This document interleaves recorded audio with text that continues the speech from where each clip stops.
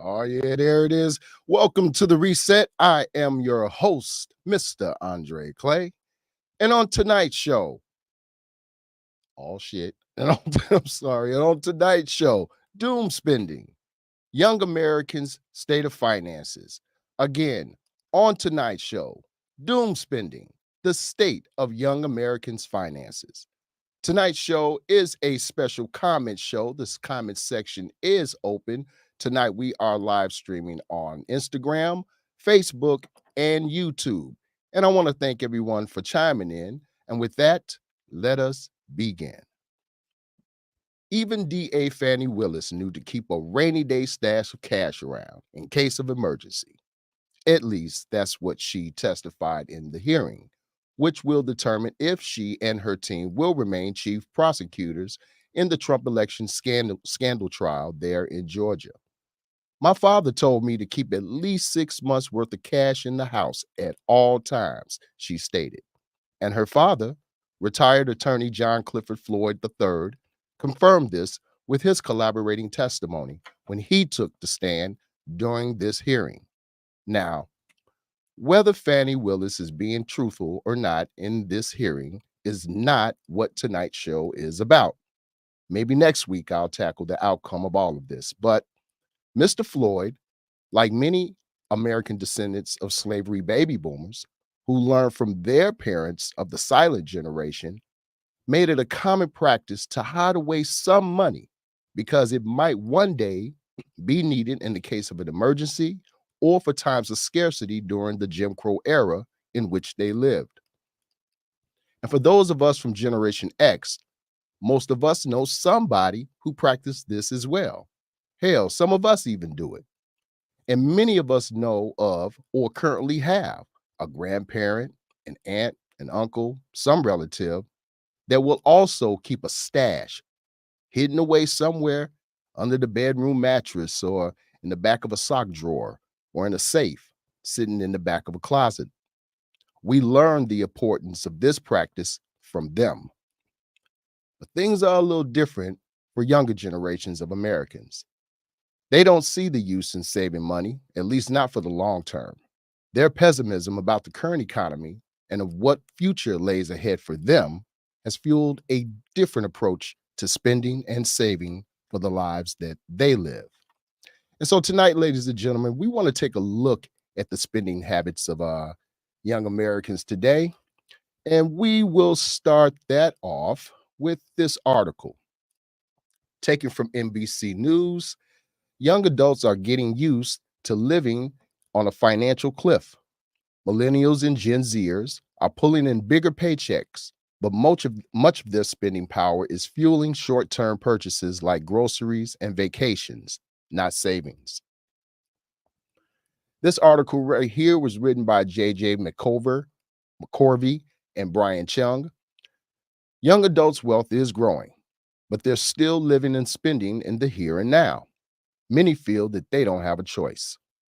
The net worth of Americans ages 18 through 39 surged by 80% from the start of 2019 to the third quarter of last year, Federal Reserve Bank of New York research shows, blowing past the rates of older generations.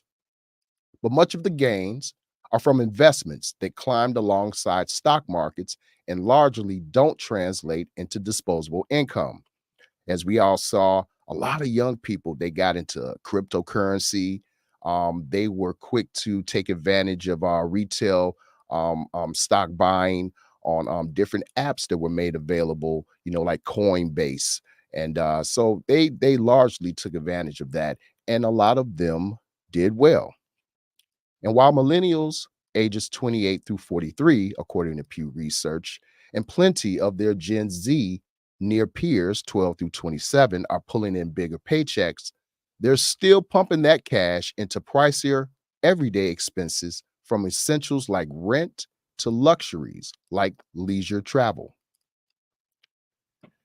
And to speak about some of the experiences that young people are going through with their finances, we're going to have three different examples tonight. And the first is going to come from Halal Ismail, 32, from Philadelphia, who was quoted in the article as stating that we want to enjoy our lives, but we're always waiting for the shoe to drop.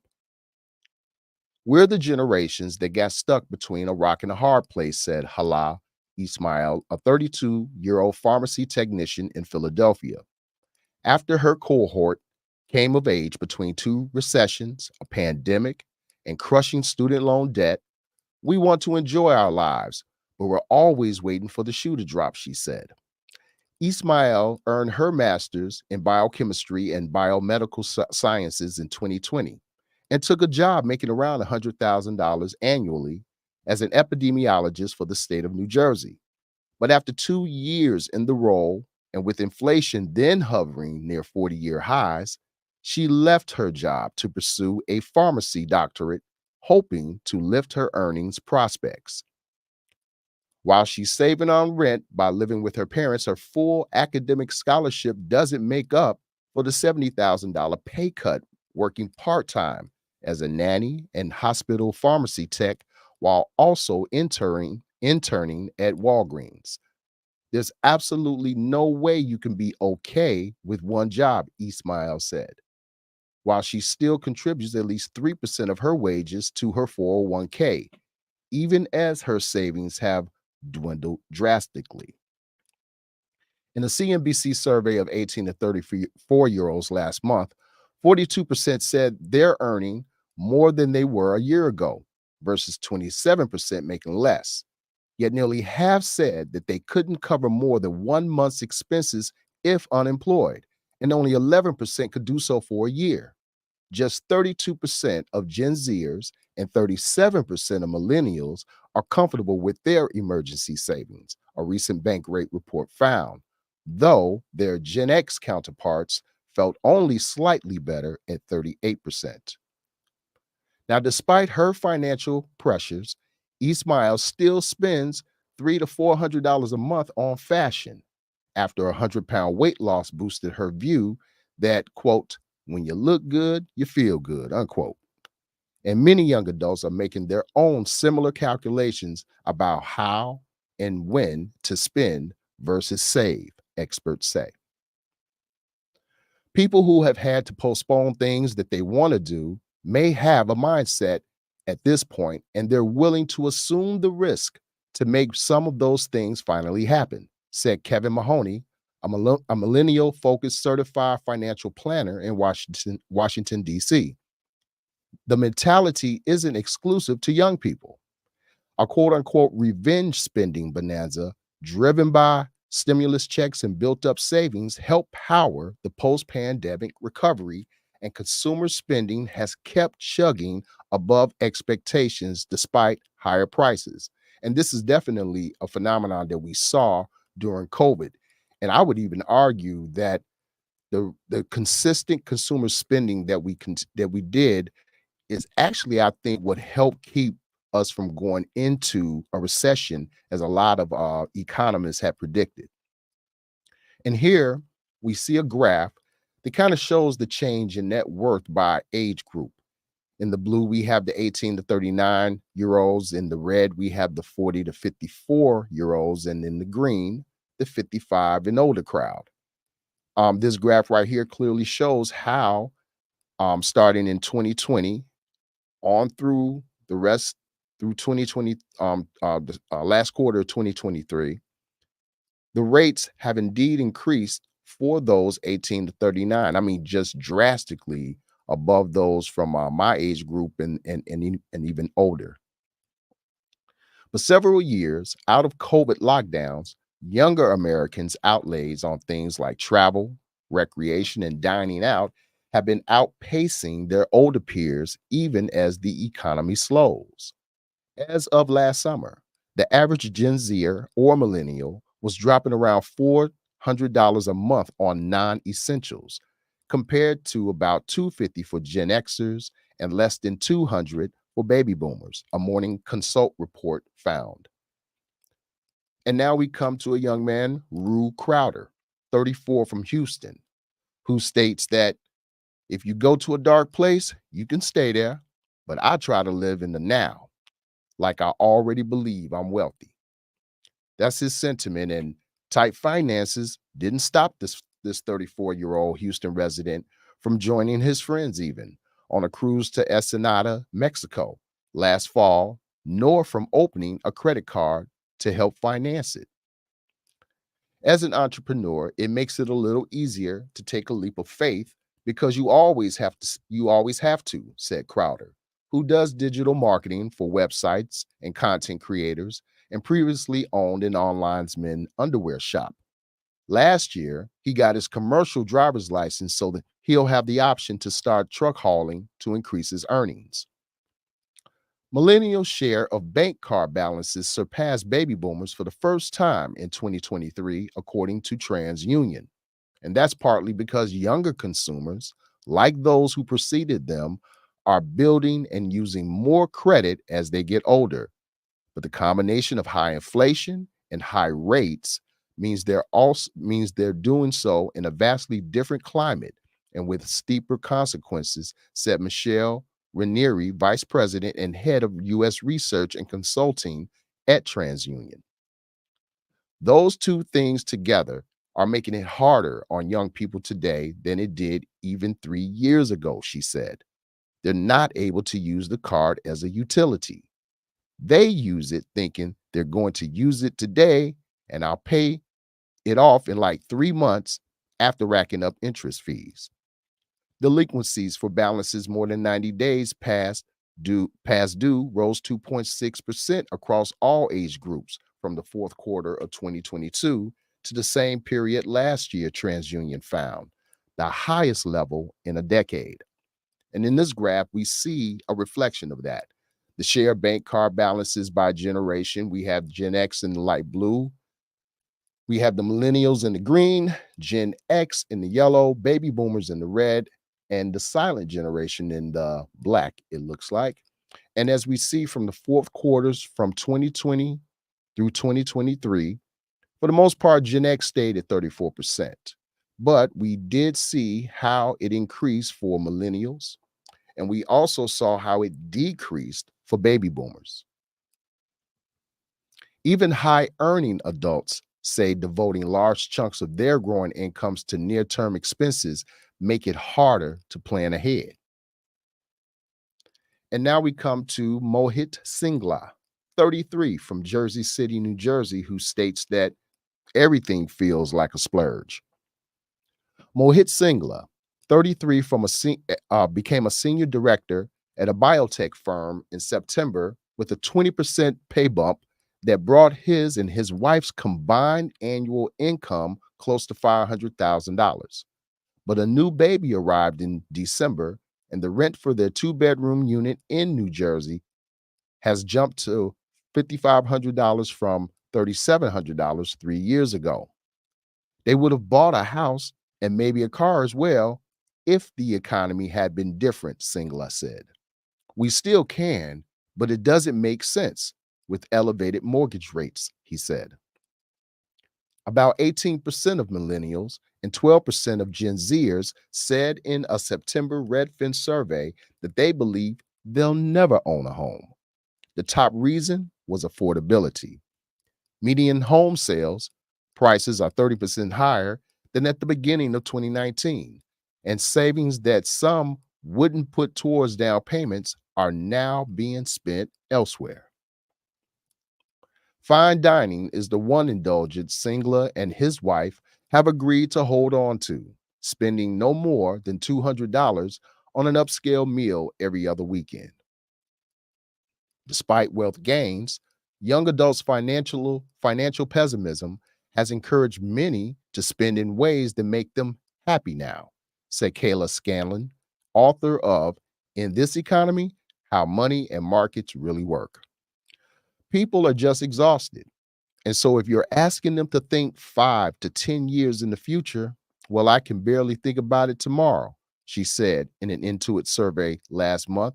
Two-thirds of Gen Zers said they weren't confident that they'd ever afford to retire, and nearly three-quarters hesitated to set long-term goals. Singla, a millennial, doesn't feel much more certain about what steps to take. If I had to leave my job and take a break or take a vacation, I used to feel comfortable we could do that, he said. Now everything feels like a splurge. Crowder, for his part, doesn't see himself on a nihilistic joyride. He wants to get better at budgeting, but he said he's determined to be content after a run of financial hardship during the pandemic, something many other Black Americans experienced too. Now, on this graph, we see how the change in net worth by race came into play from 2019 to 2023. And for the white population, we see there's always been a steady increase, a far larger gap, in fact, than you see even between those of Hispanic and certainly from the Black population. In fact, the Black population hasn't been able to recover ever since 2019. It just hasn't happened, not since COVID, not since before COVID. Before moving to Houston, Crowder was sleeping in the living room of his mother's two-bedroom Nashville area apartment. When her landlord announced plans to renovate and hike her rent to $1,000 a month from $600, she moved elsewhere, and he struck out to explore another city, he said. The Biden administration has pushed to narrow racial gaps in employment, home ownership, and other measures. But Black Americans' average real wealth across all age groups has yet to recover to 2019 levels, New York Fed researchers found, even as white wealth growth exceeded that of Black and Hispanic Americans by 30 and 9 percentage points, respectively, between the start of 2019 and the third quarter last year. Crowder remains upbeat, though. He pays about $140 a week for a room in an 8-bedroom home he found listed on PadSplit, keeping his living costs down. While his credit score is low and his savings have shrunk to $1,000 in the last couple of years, he has his debts total only around $1,200, all of it on credit cards. I already believe I'm wealthy, he said. And that's the reality that young people are living in. Very pessimistic about their futures, very pessimistic about whatever opportunities may lie ahead for them. And truthfully, you'd have to understand, given the current state of the economy, when we're looking at the increased, cost in housing, we see how interest rates have increased. Although the Fed said that they plan to make some cuts, the cost of living overall for everything has gone up. Gas prices, food prices. It makes no difference what it is. I mean, we're all getting hit by this rise of inflation, and young people, you're not going to find them stashing money in between the mattresses. You're not going to see them, storing away a little bit of dough, in the closet somewhere. No, they instead, because of what the pandemic brought all of us by forcing us to stay inside, a lot of them got depressed. And instead of wallowing in that depression, a lot of young people decided that, you know what, this extra money I'm making from this job I got, not going to worry about it. I'm going to go on vacation.